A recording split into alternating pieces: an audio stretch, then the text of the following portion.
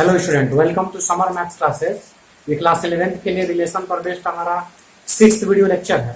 इसके पीछे के वीडियो लेक्चर में हमने ordered pair, Cartesian product of two sets, ordered triplet, Cartesian product of three sets, इन सब चीजों के बारे में हमने डिटेल से स्टडी की।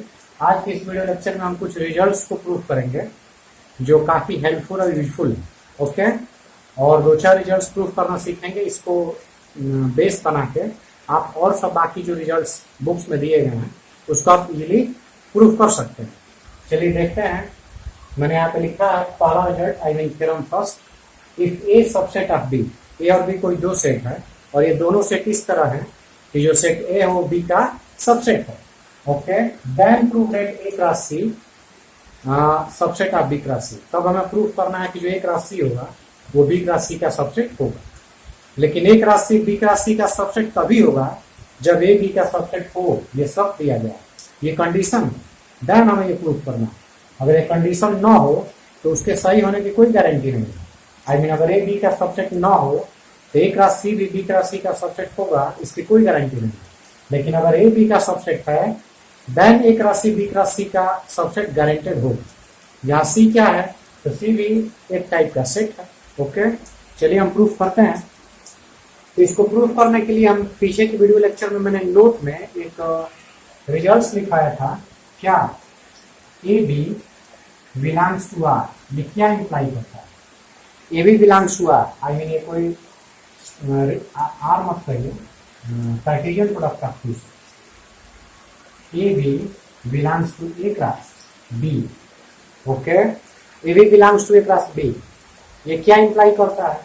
अगर कोई ordered pair A cross B में है तो उस ऑर्डर्ड पेयर का जो पहला एलिमेंट है वो पहले सेट का होना चाहिए और जो दूसरा एलिमेंट है वो दूसरे सेट का होना चाहिए। ओके, और ये डबल इंप्लाई होता है।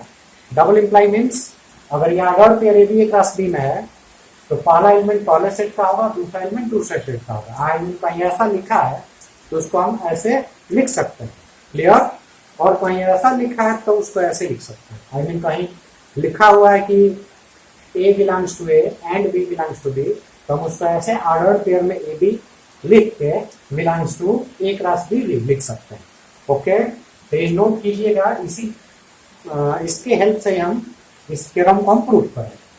चलिए, हमें प्रूव करना है A cross C B cross C का सबसेट होगा।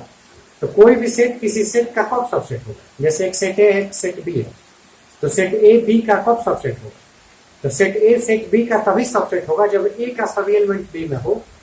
तो यहाँ पे ए का सभी एलिमेंट बी में है क्योंकि लिखा हुआ है कि ये subset of B, I mean A का सभी एलिमेंट बी में है। हमें प्रूफ करना है A cross C subset of B cross C, I mean A cross C का भी सभी एलिमेंट बी क्रॉस सी में होना चाहिए तभी ए cross C B cross C का सबसेट हो। अब ए क्रॉस सी का सभी एलिमेंट, अब ए क्रॉस सी के एलिमेंट कैसे होंगे? तो ए क्रॉस सी के जो एलिमेंट होंगे वो ऑर्डर्ड पेयर के फॉर्म में होंगे। वो एक एक एलिमेंट कमा करके नहीं लिखे जाते हैं, वो ऑर्डर्ड पेयर के फॉर्म में होते हैं।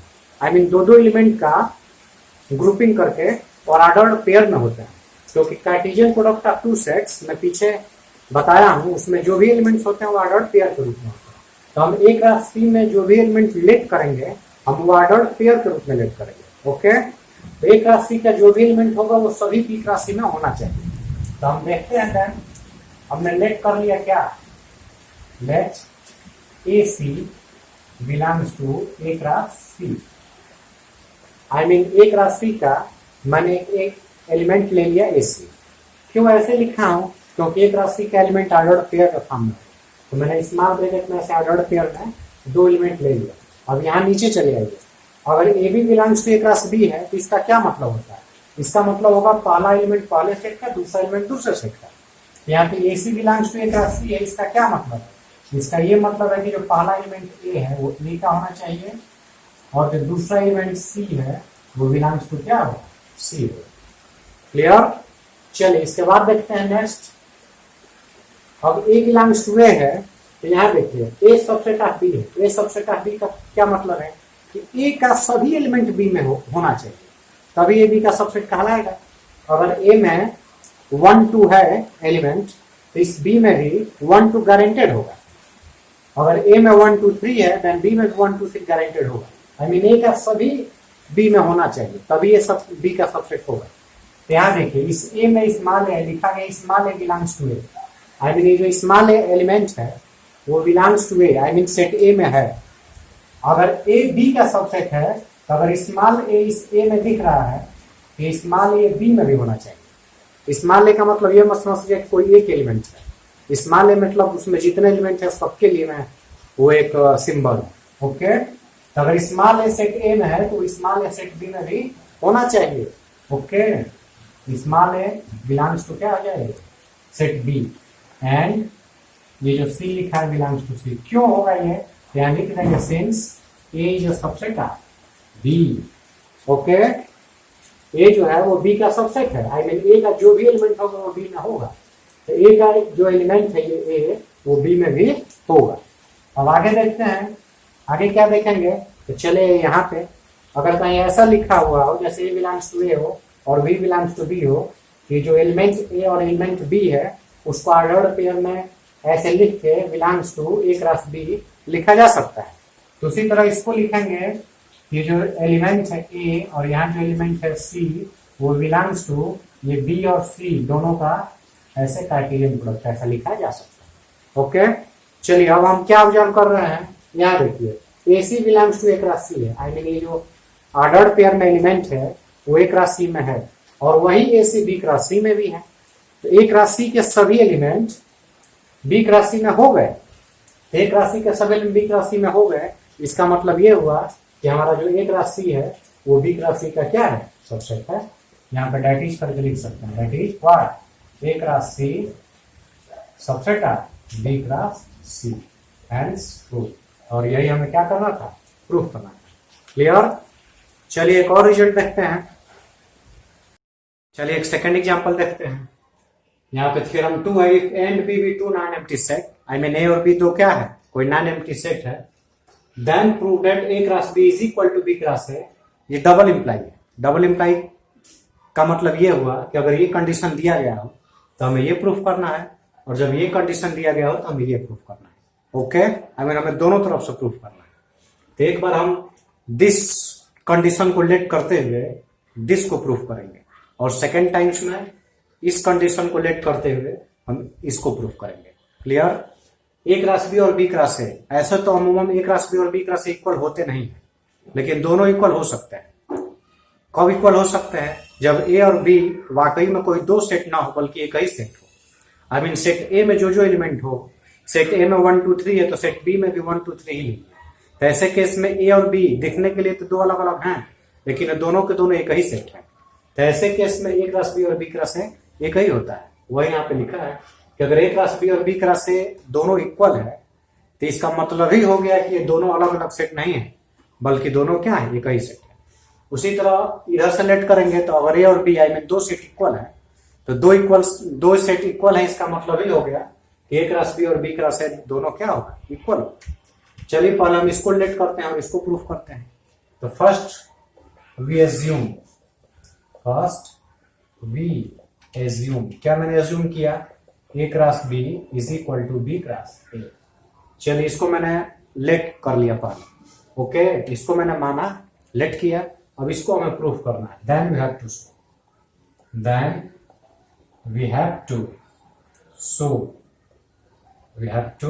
शो दैट, क्या शो करना है, A is equal to B.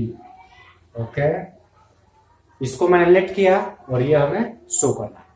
चलिए सेट ए और सेट बी दो सेट इक्वल कब होते हैं, तो जो मेरा सेट चैप्टर था उसमें मैंने डिटेल से इसको एक्सप्लेन किया हुआ। किसी भी दो सेट को इक्वल दिखाना हुआ तो दोनों सेट को एक दूसरे का सबसेट प्रूफ कर देंगे। I mean A is a subset of B and B is a subset of A. अगर ऐसा केस बन रहा है तो A is equal to B लिखा जा सकता है।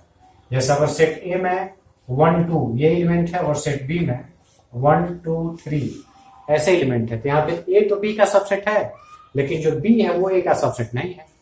क्लियर, तो इस केस में ए इक्वल टू बी नहीं होगा। लेकिन अगर मैं ये 3 को डिलीट कर दूं, अब ए ये सबसेट ऑफ बी भी है और बी ये सबसेट ऑफ ए भी है, क्योंकि ए का भी सब एलिमेंट बी में है और बी का भी सब एलिमेंट ए में है, तो ए सबसेट ऑफ बी भी होगा, बी सबसेट ऑफ ए भी होगा। और ऐसे केस में हमारा ए और बी दोनों क्या होंगे, equal. Okay, A is equal to B. तो जब दो सेट इक्वल दिखाना होगा तो उसके लिए हम क्या दिखाते हैं, हम ये दिखाते हैं कि A is a subset of B और B is a subset of A. तो यहाँ पर भी ए इक्वल टू बी दिखाना है, तो हम क्या शो करेंगे, हम ये शो करेंगे A is a subset of B और B is a subset of A. I mean A का सब एलिमेंट बी में हो, बी का सब एलिमेंट ए में हो। ऐसे केस में दोनों सेट हमारे इक्वल हो जाते हैं। तो चलिए देखते हैं देन। तो सेट ए का कोई एलिमेंट लेना हो तो हम कैसे लिख करते हैं, लेट ए बिलोंग्स टू ए। इस सेट है तो सेट का जो भी एलिमेंट होगा वो ऑर्डर्ड पेयर में नहीं होगा। ऑर्डर्ड पेयर में तो Cartesian product of two sets के एलिमेंट होता है। ये तो एक सिंगल एक सेट है, तो सेट ए में जो एलिमेंट होगा ये सिंगल ए के फॉर्म में होगा। ए बिलोंग्स टू ए, ये क्या इंप्लाई कर रहा है, देखिए मैंने यहाँ पे ऑर्डर्ड पेयर के फॉर्म में लिख दिया। तो ऑर्डर्ड पेयर का फॉर्म में लिख दिया, तो इसमें ऑर्डर्ड पेयर में कौन से एलिमेंट होंगे, तो यहाँ पे बिलोंग्स के बाद मैंने एक रास बी लिखा है। तो एक रास बी में जो भी एलिमेंट होंगे वो ऑर्डर्ड पेयर के रूप में होंगे, और उस ऑर्डर्ड पेयर का जो पहला एलिमेंट होगा वो पहले सेट का, दूसरा एलिमेंट दूसरे सेट का। यही मैंने कार्टेशियन प्रोडक्ट में बताया है। इसमें जो पहला एलिमेंट होगा वो पहले सेट का, मतलब सेट ए का एलिमेंट यहाँ लिखा जाएगा। और सेट ए का एलिमेंट मैंने यहाँ पे क्या लेट किया हुआ है, स्मॉल ए। तो यहाँ पे स्मॉल ए मैंने फिल कर दिया। और दूसरे नंबर पे यहाँ पे क्या लेट किया जाएगा, तो यहाँ पे जो भी एलिमेंट होगा वो दूसरे सेट का होगा। तो दूसरे सेट के लिए मैं एक एलिमेंट और ले लेता हूँ। ये सेट बी है तो मैं स्मॉल बी यहाँ पे लिख लिया। तो ए के लिए तो क्लियर है, इस बी के लिए यहाँ पे लिखना पड़ेगा for some B belongs to B. ये बी कोई एलिमेंट है जो किसका है हमारा, ये सेट बी का है। ओके, चलिए अब आगे देखते हैं। ए बी बिलोंग्स टू, एक रास बी और बी क्रॉस ए को मैं शुरू में लिखा हूं, first we assume. I mean एक रास बी और बी क्रॉस ए दोनों क्या है, इक्वल है। एक रास बी के जगह पे हम बी क्रॉस ए लिख सकते हैं, यहाँ लिख देंगे since A cross B is equal to B cross A. Okay, अब देखिए A B belongs to B cross A का क्या सेंस हो गया।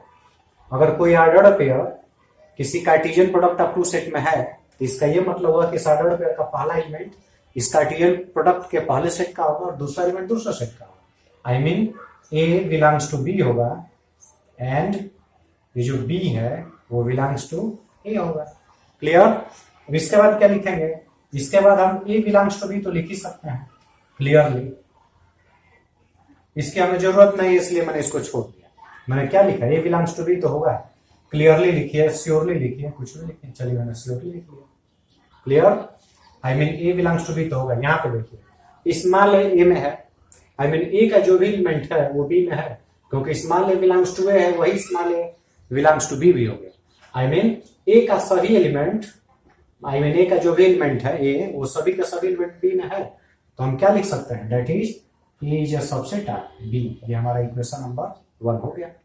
क्लियर। चलिए अब देखते हैं दूसरा, B is a subset of A दिखाना होगा तो उसके लिए क्या करेंगे। तो B is a subset of A दिखाने के लिए हम ले लेते हैं क्या, लेट, यहाँ पे बी ले लिया मैंने, बी बिलोंग्स टू क्या, बी बिलोंग्स टू, ऐसे ले लिया। Clear. B belongs to B, इसका क्या मतलब हुआ, बी बिलोंग्स टू बी का मतलब हुआ, यहाँ पे मैंने ऐसे लिख लिया। चलिए ऐसा, अब यहाँ पे फिल करना है तो इस ऑर्डर्ड पेयर में, क्योंकि ये Cartesian product of two set है तो इसका जो भी एलिमेंट होगा वो ऑर्डर्ड पेयर का फॉर्म में होगा, और इस ऑर्डर्ड पेयर का जो पहला एलिमेंट होगा वो पहले सेट का होगा। तो पहला सेट यहाँ बी है तो बी का ये एलिमेंट बी है, यहाँ पे मैंने बी भर दिया। और दूसरा यहाँ पे सेट ए है, यहाँ सेट ए का एलिमेंट मैंने यहाँ लिख लिया। यहाँ लिख देंगे क्या, फॉर सम जो स्मॉल ए है वो belongs to capital A. Okay, फिर आगे देखिए, यहाँ पे बी ए का बी ए रहने दीजिए, और जो बी क्लास है उसको जगह पे ए क्लास बी लिखिए, क्योंकि मैंने एज्यूम किया हुआ है। यहाँ पे लिख देंगे since A cross B is equal to B cross A है, इसलिए मैंने इसको ऐसे लिख दिया। फिर आगे आप क्या लिखेंगे, अगर बी है या ordered pair A cross B में है, ये पहला एलिमेंट पहले सेट का, दूसरा एलिमेंट दूसरे सेट का। I mean B belongs to A and A belongs to B, ऐसे लिख सकते हैं। उसके बाद क्या लिख सकते हैं, उसके बाद B belongs to A surely लिख ही सकते हैं। इसको मैं इग्नोर कर दिया, छोड़ दिया। और यहाँ देखिए बी जो है वो कैपिटल बी में है और वही बी कैपिटल ए में भी है। आई मीन इस बी का जो भी एलिमेंट है वो सभी एलिमेंट ए में है। तो ऐसे केस में हम क्या लिख सकते हैं, that is B is a subset of A. ये इक्वेशन 2 हो गया। उसके बाद फ्रॉम 1 and 2 से हम क्या लिख सकते हैं, फ्रॉम 1 and 2 से A is a subset of B and B is a subset of A, मतलब दोनों सेट एक दूसरे के सबसेट है। ऐसे केस में हम दोनों सेट को क्या लिखते हैं, इक्वल। क्योंकि अगर A is a subset of B हो, B is also a subset of A हो, ऐसा तभी पॉसिबल है जब ए इक्वल टू बी हो। तो फ्रॉम 1 and 2 से ए इक्वल टू बी लिख सकते हैं। ये हमारा इस क्वेश्चन का एक साइड प्रूफ हो गया। कौन सा साइड? जब मैं इसको एज्यूम किया था, यहाँ पे देखिए फर्स्ट वी एज्यूम दिस, इसको मैं एज्यूम किया था तो ये मैंने प्रूफ कर दिया। लेकिन अभी ये कंप्लीट नहीं हुआ है क्योंकि यहाँ पे डबल इंप्लाई है।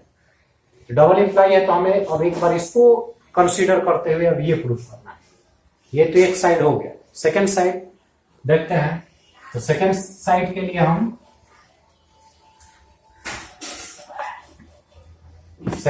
यहां लिखेंगे conversely. Okay, conversely let what, अब इसको लेट करेंगे। Conversely let is equal to B. तब हमें क्या दिखाना है? Then we have to show what, then we have to show A cross B is equal to B cross A. ये दिखाना है। A is equal to B मैंने let किया है, देन हमें ये दिखाना है। चलिए दिखाना है तो इसका एलएचएस हम लिख लेते हैं। इसका एलएचएस हमारा क्या है? एलएचएस है ए क्रॉस बी। ओके, इस एलएचएस ए क्रॉस बी को हम क्या लिख सकते हैं? ए क्रॉस बी को हम चाहें तो इस ए के जगह पे बी भी लिख सकते हैं, बी क्रॉस बी। क्यों? क्योंकि A is equal to B है, तो ए के जगह पे बी या बी के जगह पे ए लिखा जा सकता है। तो मैंने लिख लिया ए के जगह पे बी। ओके, फिर ये बी का तो बी रहने दीजिए, ये जो बी है इसके जगह पे बी लिख दीजिए, फिर वही रीजन दे देंगे, A is equal to are B. देखिए हमारा प्रूफ हो गया। क्या? बी क्रॉस है, यहाँ पे ए क्रॉस बी है, यहाँ पे बी क्रॉस ए आ गया। यही तो हमारा एलएचएस था, A cross B is equal to B cross A. देखिए एलएचएस ए क्रॉस बी है और बी क्रॉस ए तक पहुंच गई, आरएचएस हमारा आ गया इसका, एलएचएस आरएचएस दोनों। क्लियर? या इसी को ऐसे भी लिख सकते थे, ए क्रॉस बी इंप्लाइज, ए के जगह पे बी लिख दीजिए, यहाँ लिख देंगे A is equal to B. फिर यहाँ पे इंप्लाई करके इस बी का बी ही रहने दीजिए, इस ए के जगह पे सॉरी ए क्रॉस बी है तो चलिए ए के जगह पे मैंने बी लिख दिया, बी क्रॉस बी को हम क्या लिख सकते हैं? बी क्रॉस बी लिख सकते हैं, क्योंकि ए इक्वल टू क्या है हमारा? बी है। ओके, तो इस ए के जगह पे बी लिख दिया, बी के जगह पे बी है। फिर ये बी करके इस एक बी के जगह पे ए लिख लीजिए, फिर वही रीजन होगा, ए इक्वल टू बी। हो तो गया आपको A cross B equal to B cross. ऐसा तब होगा जब ए इक्वल टू बी हमने लेट किया है। क्लियर? ऐसे ही ये प्रूफ किया जा सकता है। चलिए अब नेक्स्ट वीडियो लेक्चर में कुछ और थ्योरम्स हैं, उसको हम प्रूफ करना सीखेंगे। Okay, thanks.